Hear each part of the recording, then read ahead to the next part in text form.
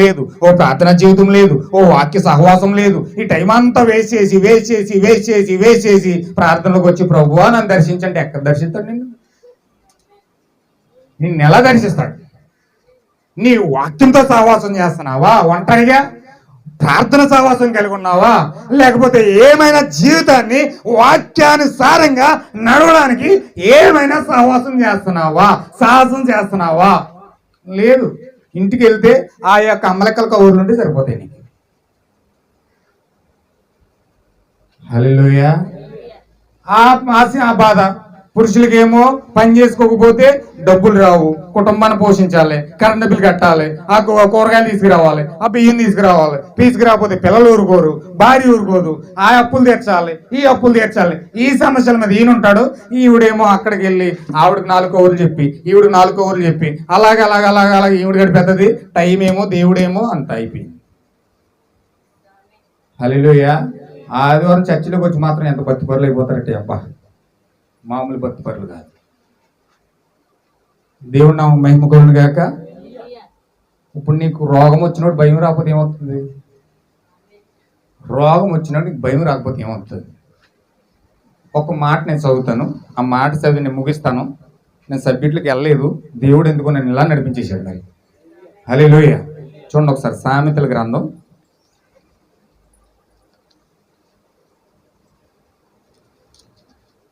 నేను చాలా పెద్ద సబ్జెక్ట్ ఎత్తుకున్నానండి. ఏమైనా సరే ఇవాళ కంప్లీట్ చేద్దామని, కానీ దేవుడు మార్చేశాడు. సామెతల గ్రంథం 1వ అధ్యాయము 20వ వచనం. జ్ఞానము వీధులలో కేకలు వేయుచున్నది, సంత వీధులలో బిగ్గరగా పలుకుచున్నది, గొప్ప సందడి గల స్థలములలో ప్రకటన చేయుచున్నది, పురద్వారములలో పట్టణములోను జ్ఞానము ప్రచురించుచు. ఎట్లనగా జ్ఞానము లేని వారులారా, మీరెన్నాళ్ళు జ్ఞానము లేని వారిగా ఉందురు? అపహాసకులారా, మీరెన్నాళ్ళు అపహాసము చేయొచ్చు ఆనందింతురు? బుద్ధిహీనులారా, మీరెన్నాళ్ళు జ్ఞానమును అసహించుకొందురు? నా గద్దింపు విని తిరుగుడి, ఆలకించుడి. నా ఆత్మను మీ మీద కుమ్మరించుదును, నా ఉపదేశము మీకు తెలిపేదను. నేను పిలువగా మీరు వినకపోతిరి, నా చేయి చాపగా ఎవరునూ లక్ష్య పెట్టపోయిరి. నేను చెప్పిన బోధ ఏమీ మీరు వినకపోయి త్రోసివేసిదిరి.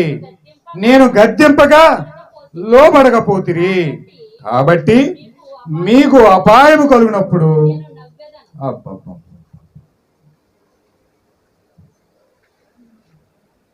దేవుడు మనకు అపాయం తీసుకొస్తేనంట ఆయన నవ్వుతాడట. ఆయన నవ్వడం ఏంటండి? దేవుడు నవ్వడం ఏంటి? ఆయన జాలిగల హృదయం కలిగిన వాడు కదా. ఏదైనా ప్రాబ్లం వస్తే వెంటనే అక్కడ ప్రభువా అన్నప్పుడు ప్రత్యక్షమయ్యి మనకి కృపను అనుగ్రహించే దేవుడు కదా. మరి అపాయం వచ్చినప్పుడు నవ్వుతానంటాడేటి? ఇంకా కొంచెం చదవండి. భయము వచ్చినప్పుడు అదన్నమాట. నీకు ఏదైనా రోగం వచ్చి నువ్వు భయపడుతున్నావు అనుకో, దేవుడు అంట అపహాస్యం చేస్తాడట, హేళన చేస్తాడంట, నవ్వుతాడంట. ఆయన బాధపడకపోయి నిన్నొచ్చి స్వస్థపరచబడకుండా, నీకు స్వస్థత ఇవ్వకుండా, నీకు అవన్నీ కూడా దాచేసి నిన్ను చూసి అపహాస్యం చేస్తున్నాడు, నవ్వుతున్నాడు ఆయన. భయము నీ మీదకి తుఫాను వలె వచ్చినప్పుడు,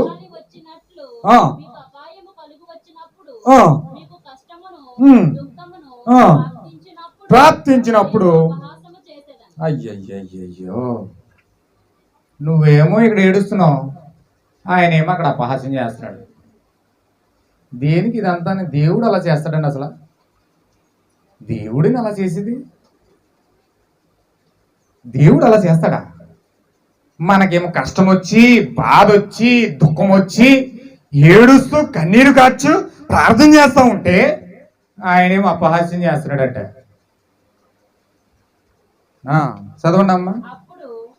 అప్పుడు వారు నన్ను గూర్చి మొరపెట్టెదరు కానీ దాన్ని నీకు జవాబు ఏది రాదు.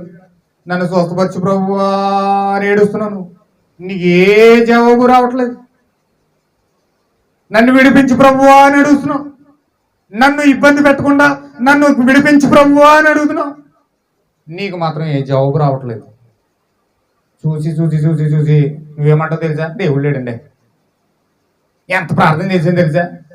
పెద్ద సేవకుడు ఉన్నాడండి, పిడి సుందరరావు ఆయన పేరు. ఆయనకి యాక్సిడెంట్ అయిపోయింది, నడుము ఇరిగిపోయింది.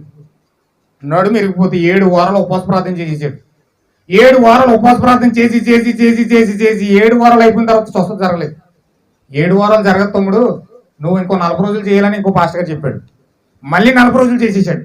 40 రోజులు చేసేసినా సరే ఆయనకి ఏం స్వస్థత జరగలేదు, నడుము ఇరిగిపోయినట్టుగానే ఉంది. ఏమన్నాడు తెలిసినా? చెప్పి చెప్పి చెప్పి స్వస్థత లేవు అన్నాడు. స్వస్థత లేవు అన్నాడు అంటే అతనికి స్వస్థత జరగకపోతే నీకు స్వస్థత లేదంట. మొత్తం ఆ సంఘానికి ఏమో నేర్పించాడు తెలుసా? స్వస్థత లేవు అని బోధించాడు. సత్యప్రశ్నలు వెతికితే మీరు అలా ఏం చెప్తారు తెలుసా? స్వస్థత లేవు అంటారు వాళ్ళు. ఎందుకంటే పిడి సుందరం 7 వారాలు ప్రార్థన చేసిన దొరకలేదు అక్కడ.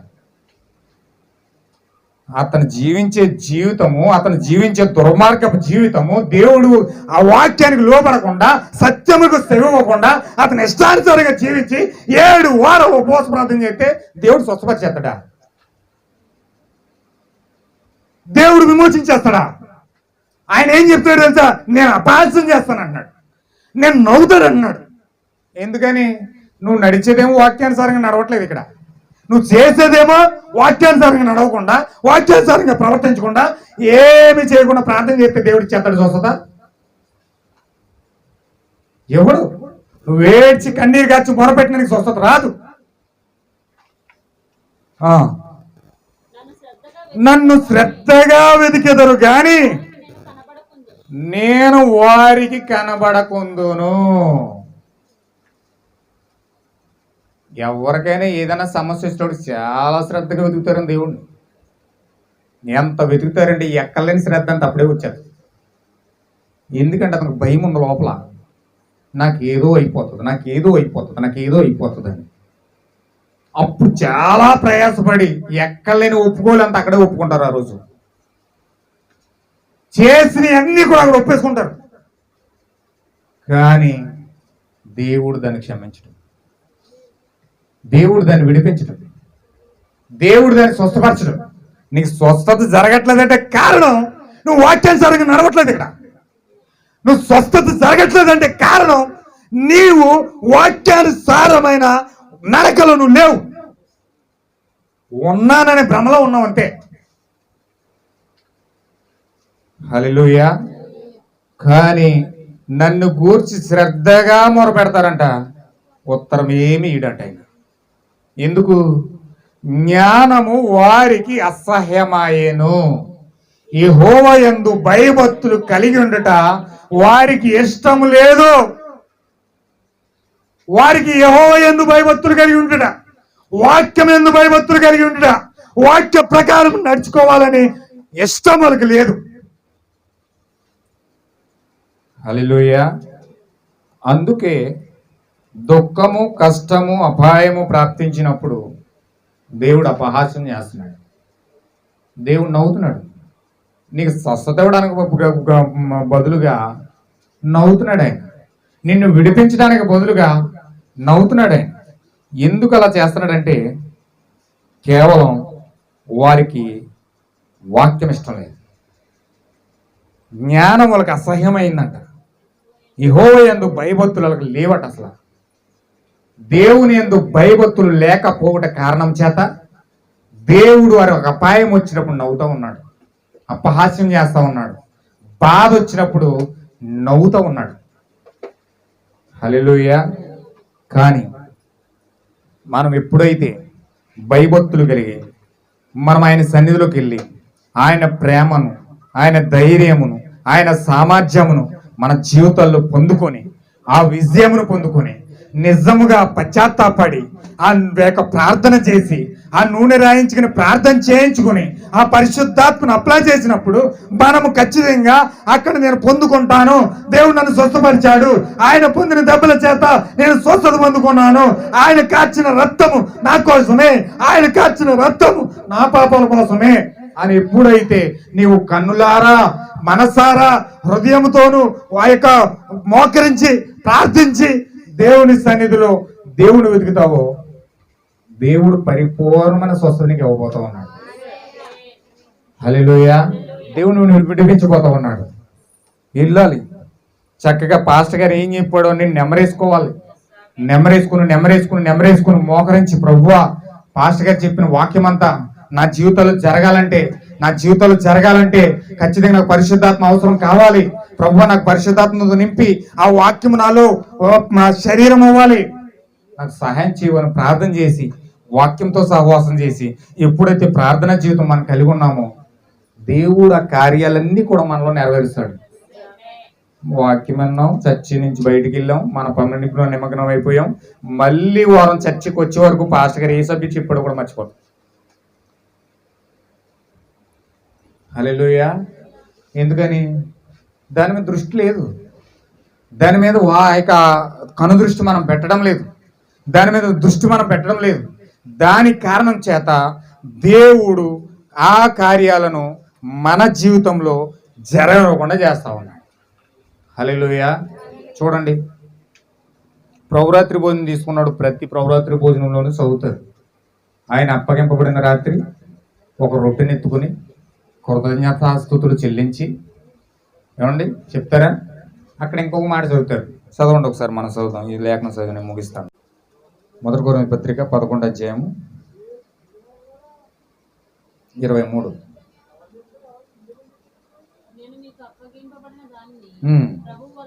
పొంది తిని ప్రభు అయిన యేసు తన అప్పగింపబడిన రాత్రి ఒక రొట్టెని ఎత్తుకుని కృతజ్ఞతాస్తుతులు చెల్లించి దానిని విరిచి, ఇది మీ కొరకైన నా శరీరం చెప్పాను.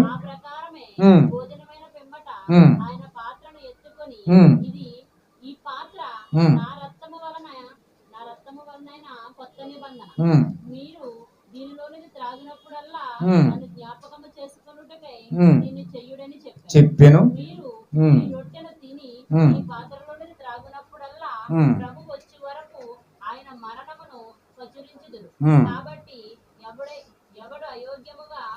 ఎవడు అయోగ్యముగా తినునో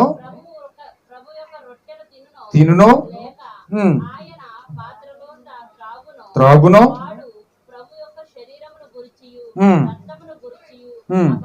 అపరాధియగును. పరీక్షించుకొనవలెను. అలాగు చేసి ఆ రొట్టెను తిని ఆ పాత్రలను త్రాగవలెను. ప్రభువు శరీరమని వివేచింపక తిని త్రాగువాడు తనకు శిక్షావిధి కలుగుటకే ప్రభురాత్రి భోజనం తీసుకునేది అయోగ్యముగా తీసుకుంటే, హల్లెలూయా, తన్ను తాను విమర్శించుకోకుండా తీసుకుంటే తనకు శిక్షావిధి కలుగుటకే తీసుకుంటున్నాడు కానీ ఆరోగ్యం కోసం కాదు. ఇందువలననే మీలో అనేకులు బలహీనులను రోగులనై అదన్నమాట. అయోగ్యంగా తీసుకున్నప్పుడు బాగానే ఉంటది, కానీ ఆ యొక్క నెల నుంచి మళ్ళీ వచ్చే నెల లోపులో నీ జీవితంలో రోగాలు పాలైపోతా ఉన్నావు, నీ జీవితంలో సమస్యలు వస్తూ ఉన్నాయి, నీ జీవితంలో అనేకమైన కార్యాలు పొర్లిపోతూ ఉన్నాయి. కొంతమంది అయితే చనిపోతున్నారు కూడా. దేనికోసం? అయోగ్యంగా తీసుకుంటున్నారు. దేనికోసం అంటే తన్ను తాను విమర్శించుకోవటం లేదు, తన్ను తాను పరిశీలించుకోవట్లేదు. ఎక్కడైనా నేను వాక్యంలో తప్పిపోతున్నానా? ఎక్కడైనా వాక్యానుసారంగా నడవట్లేదా? ఎక్కడ నేను ఈ యొక్క వాక్య ప్రకారంగా నడవడం లేదా? వారికి వారు పరీక్షించుకోకుండా ఏదో అందరూ తీసుకుంటున్నారు కదా, నేను తీసుకోకపోతే బాగోదు, లేకపోతే నన్ను ఒక పాపిగా చూస్తారు, లేకపోతే నన్ను దోషిగా చూస్తారు, అందరూ వెళ్తున్నారు కదా, నేను వెళ్ళాలి కదా. హల్లెలూయా. ఒకవేళ ప్రభు రాత్రి భోజనం తీసుకోకపోతే దేవుడు శిక్షించేస్తాడేమో, చంపేస్తాడేమో. కొంతమంది ఏం చెప్తారండి,